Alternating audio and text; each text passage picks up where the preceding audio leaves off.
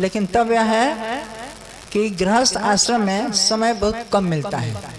लेकिन जब हम जिस वस्तु का महत्व समझ जाते हैं, जरूरी जिसको समझ लेते हैं, वो काम हम कर ही लेते हैं। कभी 24 घंटे में कभी वो कीजिए, लेकिन राम नाम का जाप जरूर कीजिए। 2100-600 होता है तो ठीक, और नहीं तो कम से कम 1000 तो कीजिए ही कीजिए। अच्छा, हमारे पंथ में इतनी सुविधा है, हमारे गुरु इतने उदार हैं कि उन्होंने कहा है कि उठत बैठत जागत सोत करत काम ना काम, आ सुमिरन भुजा निरंतर कर ले निषिदिन आठोयाम। तो उसमें कोई बाध्यता नहीं है कि आप रोटी बना रही हैं तो नहीं करेंगी, आप मूसल चला रही हैं तो नहीं करेंगी, आप चक्की चला रही हैं तो नहीं करेंगी, कभी कीजिए। और वो तो हाथ से करना नहीं है, वो तो मन से करना है, और मन से नहीं होता है तो जुबान से करना है। इसलिए आप लोगों से मेरा पहला निवेदन है कि आप राम नाम की तरफ आकृष्ट होइए और सभी कामों को छोड़कर राम नाम की तरफ ध्यान दीजिए और उस बैंक बैलेंस को बढ़ाइए। जितनी बार आप राम कहते हैं, आपके बैंक में, आपके खाते में उतना राम नाम जमा होता है। यहाँ पर आने का उद्देश्य ही ना है, अभी जीवन का उद्देश्य संजय भाई ने समझाया कि इस मानव जीवन का उद्देश्य क्या है। तो हम लोग ही तो मानव हैं, हम स्त्रियाँ भी तो मानव हैं। हम स्त्रियाँ केवल घर में खाना बनाने के लिए नहीं है, केवल बच्चे पैदा करने के लिए नहीं है, हम लोगों का भी जीव है। हम लोग स्त्रियाँ हैं ही नहीं, जितने भी लोग दिखाई दे सभी जीव हैं। तो सब जीवों को त्राण होने का अधिकार है ना। तो जो जितना परिश्रम करेगा उतना ही पारिश्रमिक मिलेगा। तो आप जितना कर सकते हैं कीजिए, और कम से कम तो इतना कर ही सकते हैं कि आप राम राम सरकार, आप कम से कम इतना कर सकते हैं कि राम नाम का जाप करें। यही मुझे कहना है। बाकी सब तो रूटीन चलता ही रहता है, खाना बनाना, बच्चे पढ़ना और संबंधी संबंधी ये सब होता है। लेकिन ये हमारे जीवन का उद्देश्य है, इसको आप लोग कीजिए। बस आप लोग ही नहीं करना। अच्छा, इसके बाद मैं सबके लिए कह रही हूँ कि तुलसीदास ने कहा है कि भावक भाव अनस आ लगा हूँ और राम नाम लिए मंगल दुस दुस हूँ। चाहे भाव से कीजिए, चाहे अभाव से कीजिए, या सोए में कीजिए, चाहे आलस्य बस कीजिए, लेकिन राम नाम कहने का बड़ा महत्व है। किसी तरह भी राम नाम होना चाहिए।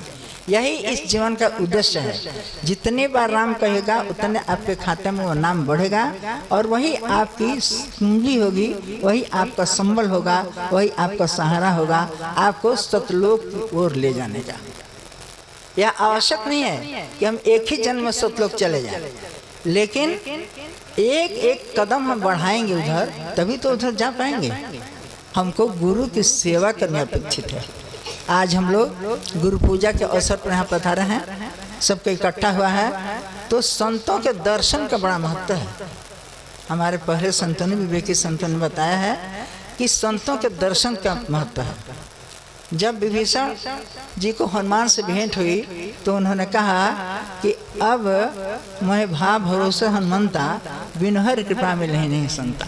तो यह अवसर बड़ी कृपा से आता है। किसकी कृपा से? गुरु की कृपा से, प्रभु की कृपा से। आप लोग जानते हैं प्रभु और गुरु में कोई भेद नहीं है।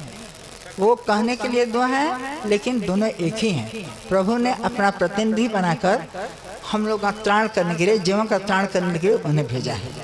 तो इसलिए हम दोनों को एक समझें और गुरु की बातों का अनुसरण कर उनके पद चिन्ह पर चलें। गुरु पूजा का मतलब क्या है? गुरु तो हमारे बीच नहीं रहे तो हम पूजा किसकी करेंगे? एक सवाल उठता है ना, किसकी पूजा करें?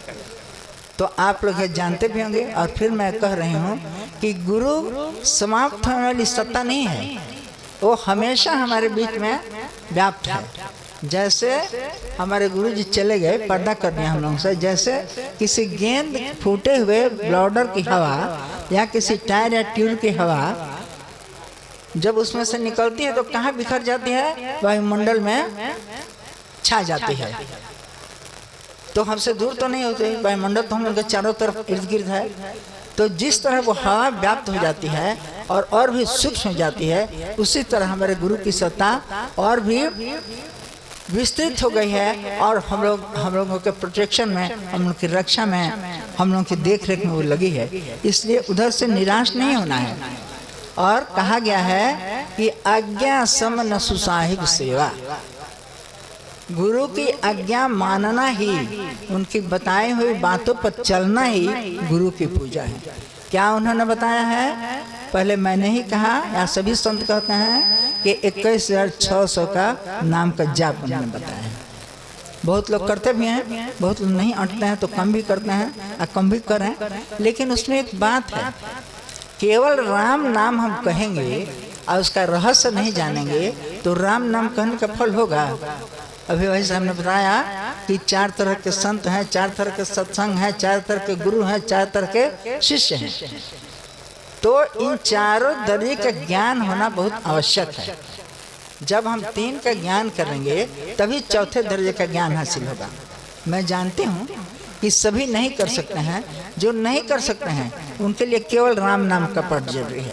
और जो समझते हैं उसको समझ करके वर्गीकरण जैसे किया गया है, उसको अलग अलग क्लास करके, अलग अलग वर्ग करके उसको समझें, उनकी पहुंच समझें, उनकी सत्ता और अधिकार समझें, और तब अपने चौथे राम जो हैं, न्यारे राम हैं, सत्य राम जिनको कहते हैं, जिनका व्यक्तिवाचक नाम राम है, उस राम को जाने और उनकी सेवा में हम जुट जाएं।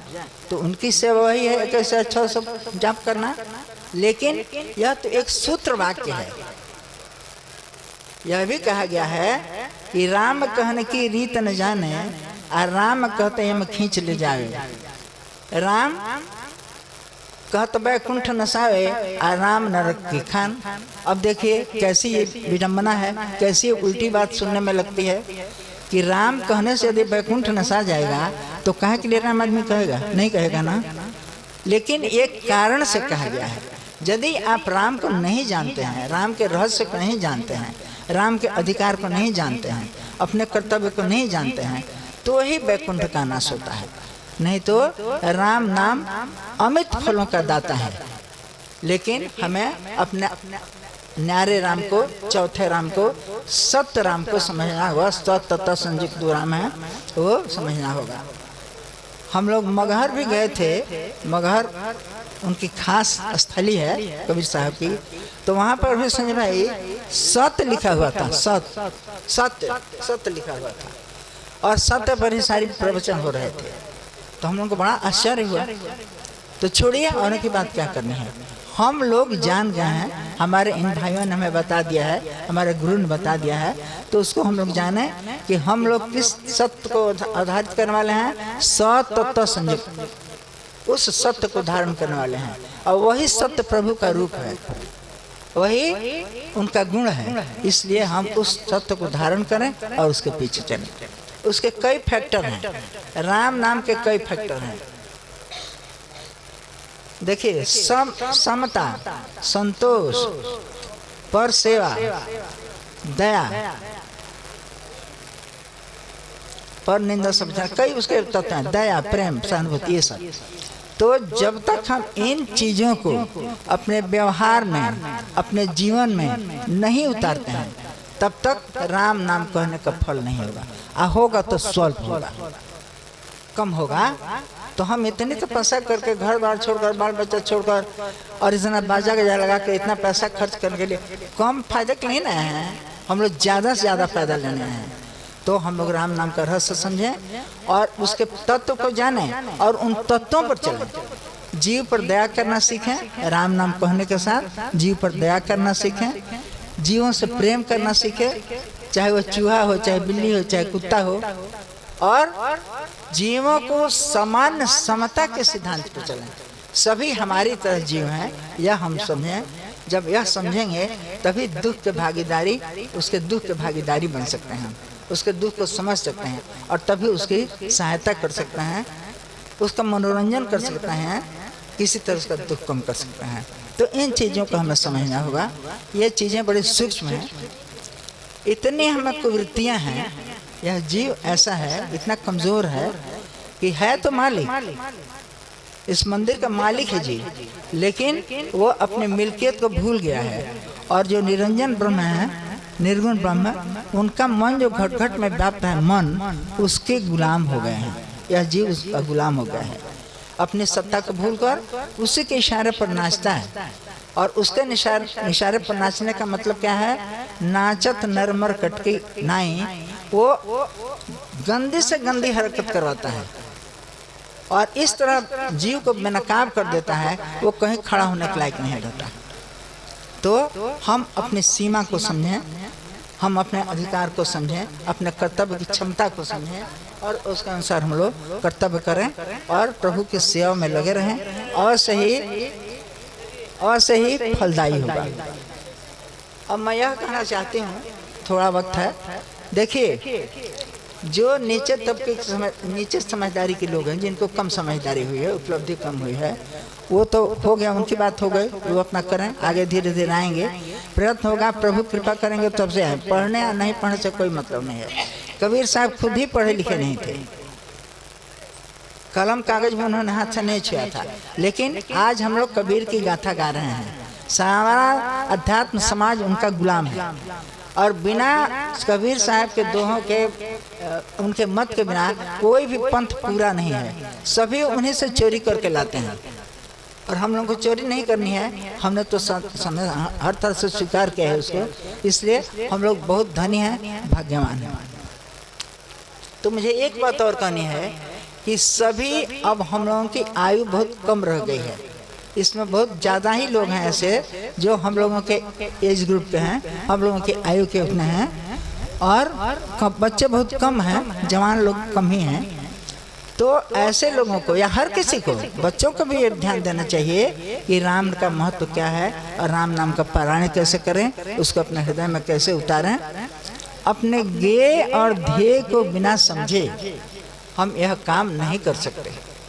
पहले हमारे जीवन का ध्येय क्या है, ये संजय डॉक्टर साहब ने बताया, और ज्ञेय क्या है, किसका ज्ञान करना है, वो प्रभु हैं जिनका हमें ज्ञान करना है, वो भी उन्होंने बताया कि सभी दर्जा का ज्ञान करते करते चौथे राम का ज्ञान करना है। सुनिए बहन जी प्लीज सुनिए।